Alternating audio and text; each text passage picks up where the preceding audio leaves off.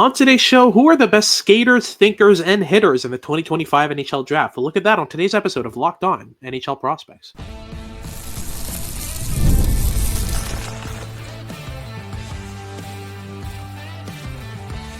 You are Locked On NHL Prospects, part of the Locked On Podcast Network. Your team every day. Welcome back to Locked On NHL Prospects, part of the Locked On Podcast Network, your team every day. On this podcast, we break down everything prospects related for you 5 days a week, Monday to Friday. I'm Hadi Kalakash, QMJHL and Crossover Scout for Elite Prospects with Sebastian High, USHL and Crossover Scout for Elite Prospects. And on today's show, we'll be breaking down the top 3 skaters, thinkers, and hitters in the 2025 NHL Draft. So in the first segment, we'll focus on skating, look at the top 3 and 3 honorable mentions for the best skaters in the draft. In the second segment, we'll look at the top 3 in terms of hockey IQ, hockey sense, processing, vision, all that good stuff, and 3 honorable mentions for those as well. And then finally, we'll look at the hitters. So in terms of pure physicality, in terms of violence, in terms of aggression, hitting ability, and just physical sense overall. We'll look at all that in the final segment there. But before we get into any of that, today's episode is brought to you by FanDuel. Make every moment more. Right now, new customers can get up to $150 in bonus bets with any winning $5 moneyline bet. If you're watching on YouTube, just remember to like and subscribe. Let us know in the comments what you think of the episode. And if you're listening on your favorite podcasting platform, please leave us a rate and review, and make sure to make us your first listen of the day. So let's get started right away here with the top 3 skaters in the 2025 NHL Draft. It was a bit of a tight race in the top 3, but we ended up with Cameron Schmidt as the top skater in the 2025 NHL Draft. The 5'7.5", I want to say, a skater from the Vancouver Giants in the WHL. He's been off to a torrid start on the season in the Dub, just absolutely tearing up that league and doing the best with every puck touch he gets, and he just keeps climbing up rankings with these performances. Surprisingly, a B-grade prospect according to the to NHL Central Scouting, which makes absolutely no sense to me because, especially, let's focus on the skating, but overall, this game is just absolutely ridiculous, right? It really is. I mean, he's one of the perpetual players that is in like almost every single category in this tool rundown that we're doing here. Like we did in our first episode last week, looking at the best puck skills with the shooting, the handling, the passing ability. Schmidt was perpetually in those as well. But in terms of raw speed output, I don't think there's a faster player in the entire CHL this year than Cameron Schmidt. He's an absolute burner, really high stride rate, but refined skating mechanics as well. He has an explosive lower body, and all these things really go to compensate for that smaller frame, which is, of course, central to why he is not being ranked in every single top 32 at this point. But in terms of leverage mechanics as well, everything flows through his feet. His handling ability as well goes hand in hand with the skating, and overall, it is like really the mobility that provides the foundation for the rest of his game. Everything rests on how he moves around the ice. And he is, in my opinion, the most dynamic skater in the draft. I think there's definitely an argument to be made around like who's the best skater in the draft. I definitely think that Matthew Schaefer and James Hagens have arguments for that category. But in terms of raw speed output, no one really even comes close to Cameron Schmidt. It's ridiculous how fast this kid is when he gets chugging. It's absolutely ridiculous. And it's also the acceleration, right? It's his ability to take 3 strides and just hit that top speed and just be able to burn through players and across them without any issue at all. I think, in terms of processing decisions, he's not quite there. Sometimes he tends to barrel down the ice instead of kind of slowing down his pace and kind of accelerating, using this ability to just explode past players in 3 strides, not really using it to the best extent. But once he gets moving in transition, it is absolutely ridiculous how fast it is, how fast he gets. But let's move on to number 2 here in our rankings for the top skaters. And we have Matt Schaefer as the second best skater in the draft. A very different skater than Cameron Schmidt, of course. They're good skaters, they're phenomenal skaters, but in very different ways. With Schmidt, it's all about dynamic, pure speed. With Schaefer, it's really about control, fluidity. It's what's often referred to as mobility, which is just, I think, a fancy way to say good skating, right? It's a 4-way directional skating, the ability to go from backward skating, C-cut into a lateral pinch, in an instant. His ability to stop up and just jump up on players when they least expect it. He kind of manipulates his feet really well against the rush. He's able to move his feet in ways that he's able to match the footwork of opponents as they come into the zone and kind of stifle them really easily. It's all about control, fluidity, mobility with Schaefer, less than it is about pure just blistering speed like it is with Schmidt. But they're both equally good skaters in just fundamentally different ways. Would you agree? Absolutely, I would. They're very different kinds of skaters, and of course, I would also argue that I think Matthew Schaefer is by a decent margin the best backward skater in this draft class among defensemen.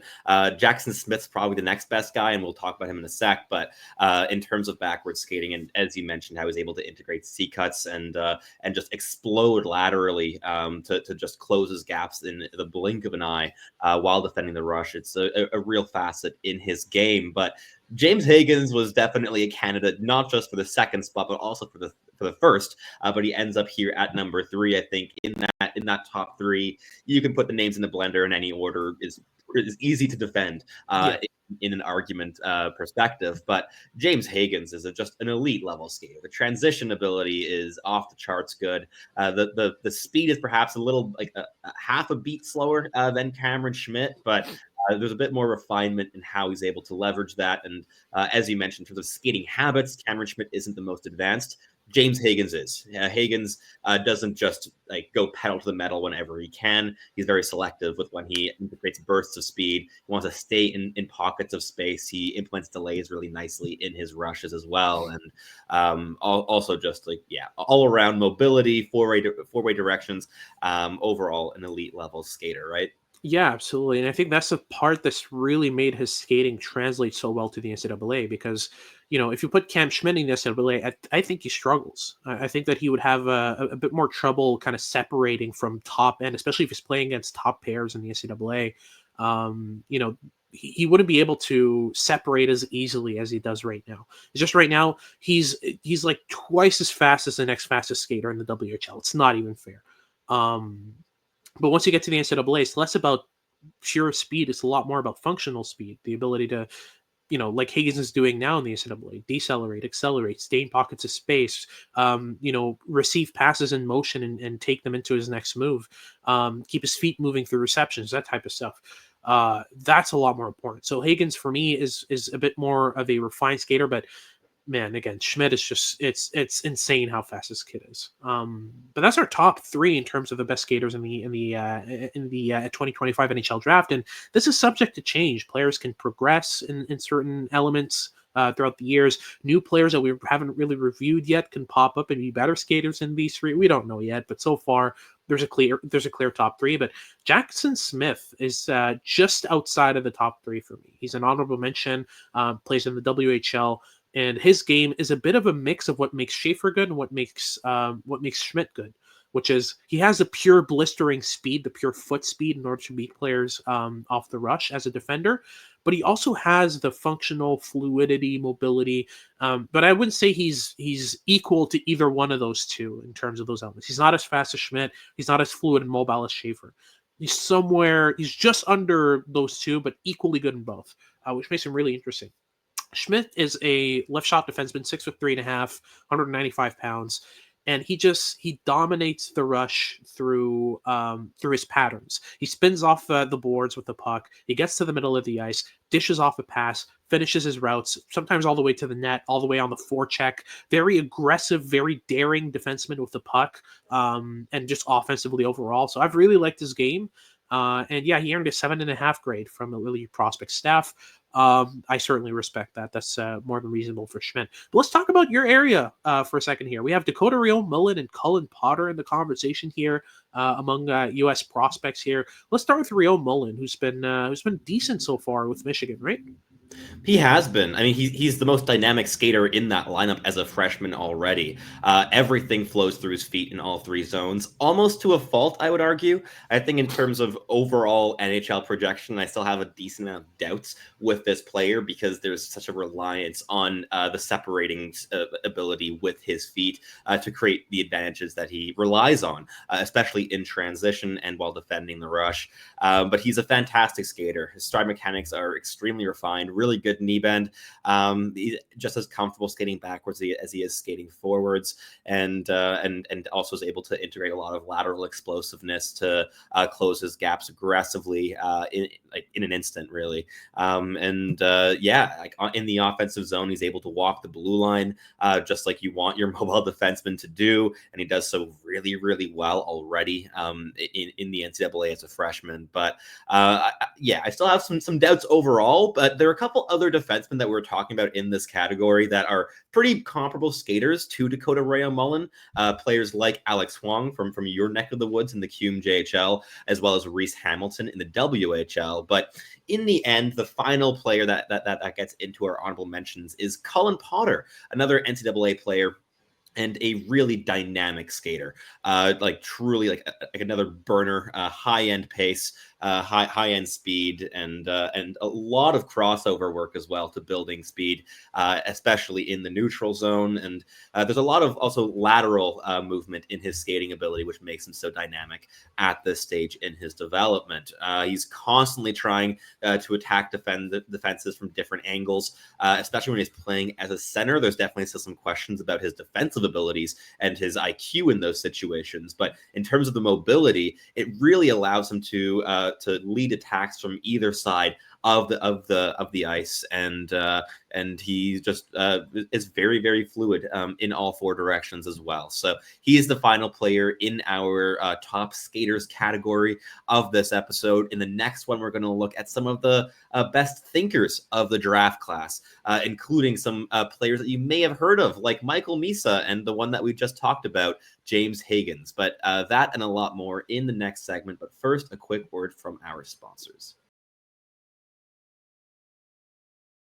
Get ready to tackle the NFL action with FanDuel, America's #1 sportsbook. Because right now, new customers can bet $5 and get $150 in bonus bets if you win.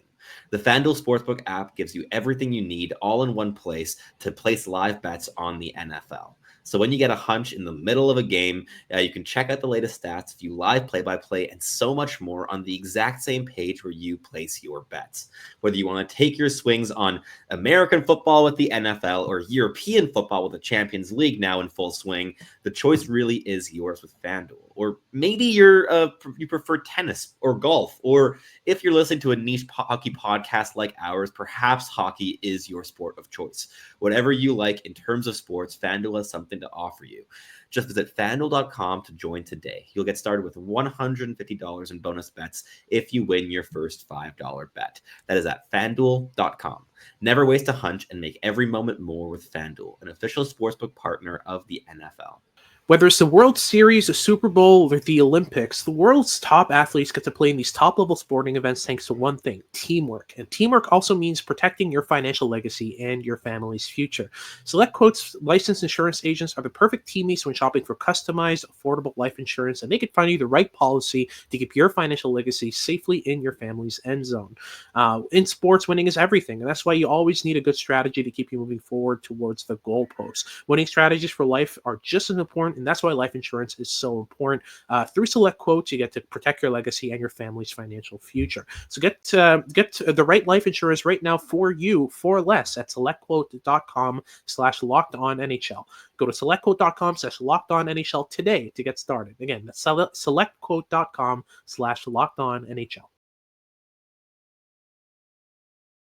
Alrighty, moving on to our second segment here, we'll be talking about the best thinkers in the 2025 NHL draft. So we're looking at hockey sense overall. This vision, awareness, decision-making, processing, pace of decisions as well. All that's important when evaluating IQ.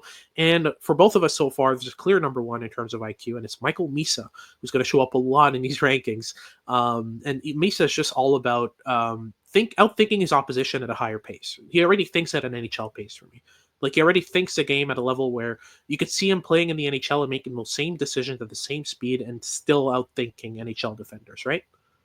Absolutely. And I think that his intelligence really is core to why he, I believe, is at number one on both of our boards at this stage. He's not alone in the tier at number one. It's wide open still in that debate, but he has separated himself a little bit from the pack so far this season, and everything flows through the intelligence. The last 2 seasons in Saginaw, he was playing middle 6 minutes, but really refining the way he was processing the game, and was also able to learn from a bunch of really intelligent players that came through that Saginaw system. I mean, last season, he was playing one spot down the lineup from Owen Beck, who's a highly intelligent center, and definitely was able to absorb a lot of those same kind of habits on both sides of the puck that Beck has had going back to his draft year.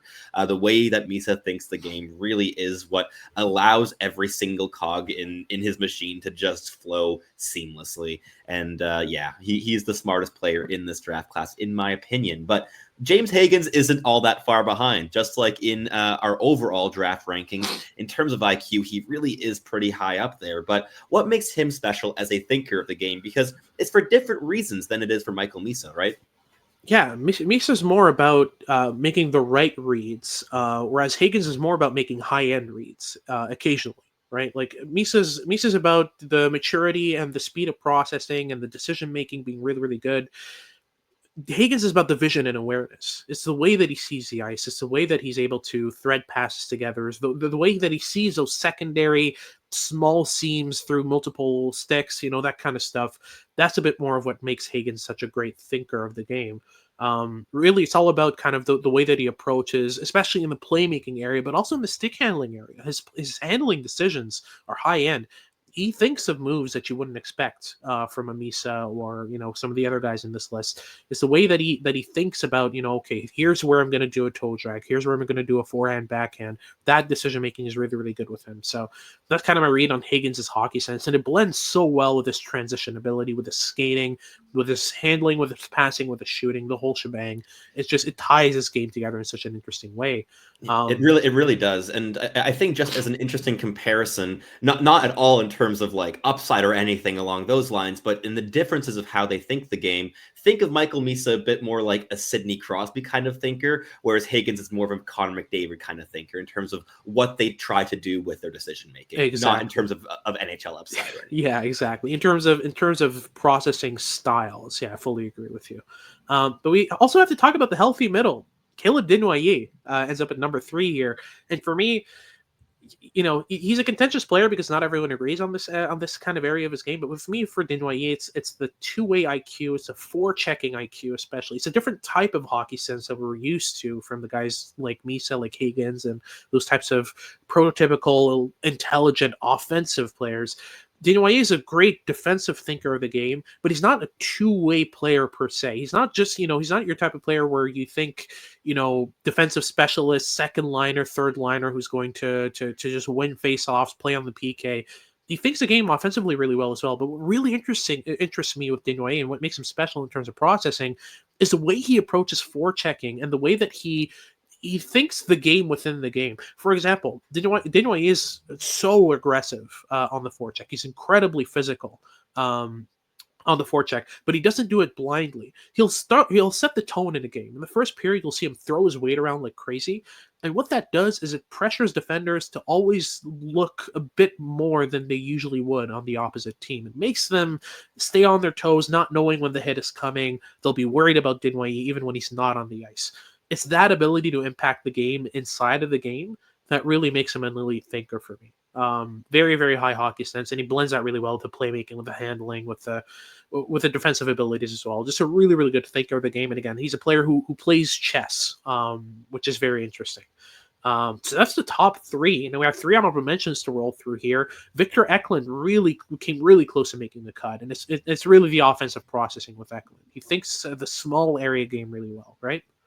It really is, and it really is about the pace as well. The pace of decision making, everything is pacey with Victor Eklund, and a lot of creativity as well. There's a lot of like exploring of his own toolkit, trying different things out against professional competition, which is really notable, and consistently making good decisions under pressure against those pro opponents, which is something that we certainly always look for in high-end European players. But yeah, as you mentioned, he's a really good thinker of the game, and I think a lot of that is very apparent in his playmaking instincts and his off-puck movement in the offensive zone. He really shines in both of those categories. He finds little pockets of space really well. He can create pockets of space really well with his movement as well. And overall is certainly a contender for top 3 in the thinker category. But Matthew Schaefer isn't far behind him, and also a very high-end thinker. What sets him apart? Yeah, Schaefer's it's really about the defensive decision making, and also the decisions that he takes to activate. A lot of these, especially young defensemen for the draft class, is a September birthday, an early September birthday. So one of the youngest prospects in the class. What makes him really interesting is a lot of players like him will tend to activate either all of the time or very, very rarely, and not at the right time, right? With Schaefer, what's so interesting is every time he activates, it's the right decision. It's exactly what he needs to be doing. You add that to the fact of, does he pinch? Does he stay back? Does he ride the check? Does he surf defensively? That's just a combination of hockey sense that you can't ignore. It's really about decision making with Schaefer when it comes to how he manages the game, when he jumps up in the rush, when he pinches, when he stays back. Just doing the right things at the right time is really what makes Schaefer's hockey sense, in my opinion, top 5 in the class, and that's why he ends up in our honorable mentions here for the top 3. And finally, Braeden Cootes is also in that same category, say, as Desnoyers and Eklund. It's really about pace of decisions, and also both offensive and decision and defensive and forechecking decision making, right? Like his game's all about just speeding past players. He's very Easton Cowan coded in the way that he approaches the game, the pace at which he plays, the intensity with which he plays. But it's not blind intensity where he's just forechecking without any purpose. Everything he does is just a great decision when it comes to when he speeds up, when he slows down, how hard he forechecks. It's all very well tied together, and that's what his hockey sense looks like on that side. But that's our second segment done. We'll get into our third segment here, where we talk about physicality. Let's have some fun with some very, very physical players, including a guy who's 6 foot at number one in our rankings here. We'll talk about that in a sec. But just before, a quick word from our sponsors here, Locked On NHL Prospects. PrizePicks is the best place to get real money sports action. With over 10 million members and billions of dollars in award winnings, PrizePicks has made daily fantasy sports accessible to all.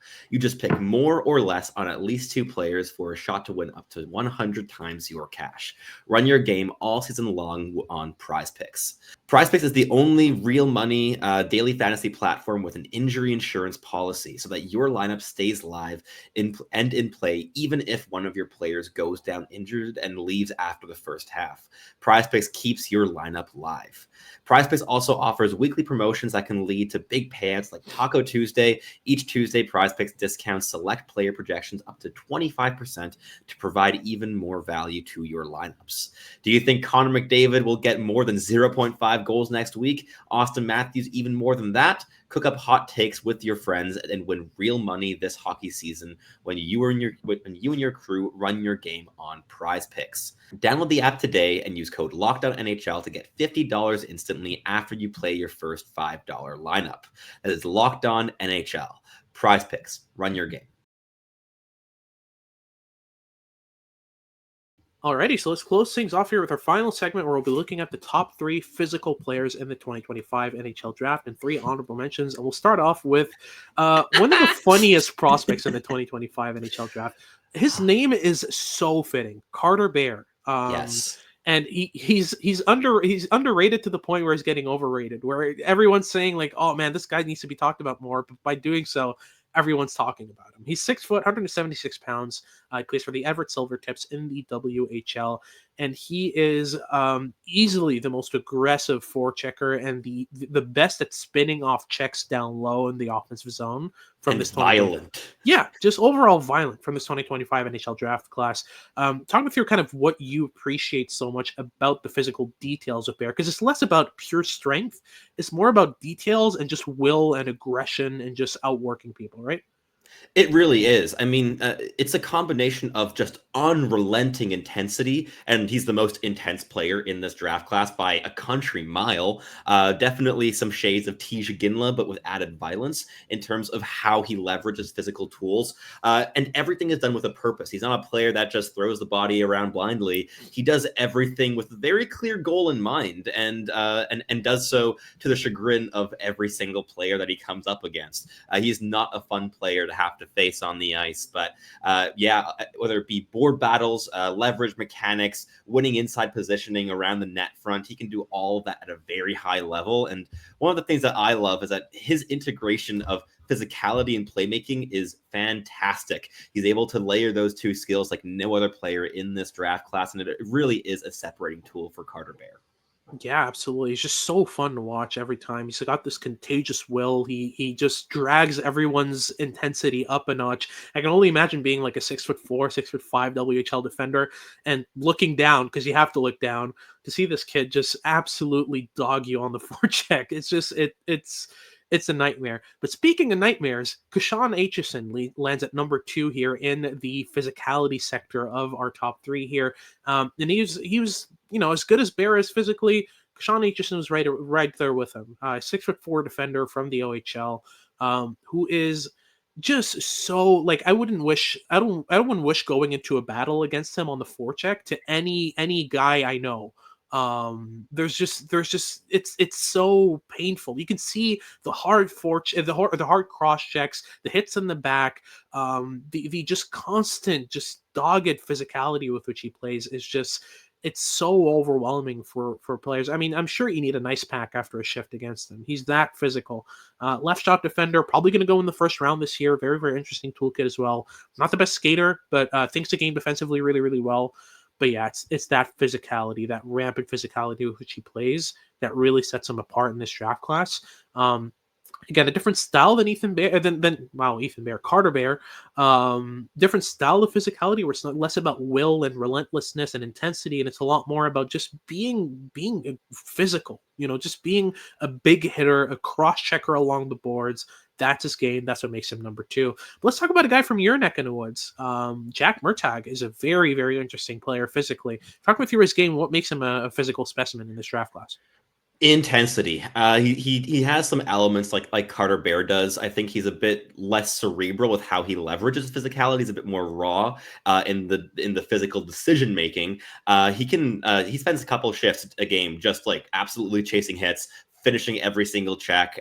He's like a pinball out there at times, and a really, really gritty player who does not hold back for anybody. And I think there's also a lot more runway with this player in terms of refining the physicality.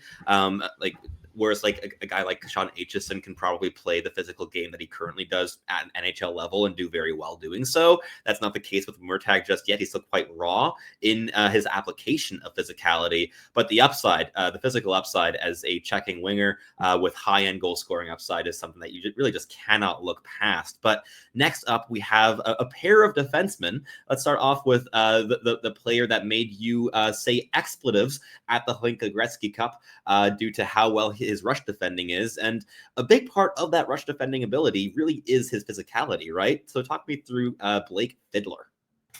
Without any trouble at all, I will start talking about Blake Fiddler. He's a 6'4", 205-pound right shot defenseman who plays in WHL. He's a U.S.-born WHLer, which is, decently rare. He's the son of Vernon Fiddler, who played a long NHL career. And yeah, like you said, rush defending has a lot to do with how physical he gets. Very much willing to throw the body off the rush. He surfs checks really well. He's got that side, that kind of NTDP, USHL side of his game where he kind of rides checks along the boards and kind of pushes players to the outside with his edge work. But he's also got the WHL just truck through a guy violence, which is very, very interesting. That combination of skills is really good. He almost made the cut for skaters as well. So the combination of skating and physical tools is really up there in terms of the best in this class. He's not just your stick first defender. he layers stick and body, which I think is part of the physical aspect there, is he doesn't settle for just poke checking. He poke checks and then leans through the check. Along the boards, he's a nightmare, but especially at the net front. The net front is really where it shows up the most with Fiddler. Really aggressive at the net front, very much willing to cross check and push his way into an advantageous position where he can block a shot or box out a player. Very, very physical player down low. And yeah, the frame certainly helps. He's a big boy, and he uses it really well. But speaking of big boys, big American boys, Chase Rombach makes the top 5. A prospect who we haven't talked about yet on the podcast, but is really interesting. Talk me through Rombach's game and what you like about him. Yeah, Jacob Rombach is a 6'6", 201-pound left shot defenseman with the Lincoln Stars in the USHL who uses his physicality very, very well in a way I really appreciate. He's not a player that chases hits, as you mentioned, with the USHL style of riding players into the boards, really shepherding play towards the perimeter rather than necessarily finishing checks. That is very much an integral part of Rombach's game. But what makes him so special physically is the reach, the range, everything in terms of the physical tools to contain and kill plays is there in this player. He's very intelligent with how he supports his physicality and very much picks and chooses his moments, and also knows when to just try to contain a play rather than chase it to kill it, which is something that a lot of USHL big boy like physical defensemen take a couple more years to learn than Jacob Rombach has. This is a player I definitely can see ending up as a first-round pick come year's end. At the moment, I think he's a very clear second-round talent at least, and there's a lot to like with the physical tools. And at 6'6", one of the longest ranges in this draft class, he definitely deserved a mention on this board. But last but not least, about the most polar opposite kind of physical player they could think of compared to Jacob Rombach. Talk me through Michael Misa and why he was able to edge out more overtly physical players like Porter Martone, for instance, for this final slot. It's consistency and motor. Motor's part of physicality for sure, but also just a physical consistency. With Porter Martone, what's really interesting is, yes, he's 6'4". Yes, he gets suspended every second game, but he's physical 2 to 3 times a game in very egregious ways, whereas Michael Misa is physical every second of every single shift, but not to the level that Martone is. I prefer the Misa style of physicality, where he's on every defender on the forecheck. He jumps players on retrievals. He gets inside positioning. He leverages his body really well, but also he's able to throw hits along the boards and get involved in the same things that Martone does, quote unquote, without crossing the line over to just being dangerous physically, right? Like with Misa, it's a lot more about functional physicality and mature physicality. Whereas with Martone, it's I'm gonna dive headfirst into the goaltender, get suspended for 2 games, and do the same thing next time, right? Like there's a difference in their approach. But yeah, I like Misa's approach more, and that's why he makes the honorable mentions before the likes of Martone or Malcolm Spence. Or those kinds of guys. But that's our episode done. Thank you very much for tuning in. If you're watching on YouTube, remember to like and subscribe. Let us know in the comments what you think of the episode. And if you're listening on your favorite podcasting platform, please leave us a rate and review. And make sure to make us your first listen of the day. For a second listen of the day, make sure to check out Locked On Sports Today. They've got all your news and updates about what's going on around sports. And make sure to tune in for our next shows as we continue our prospect coverage for the month of November. This has been Haddock Calakesh with Sebastian High, and we hope you tune in next time.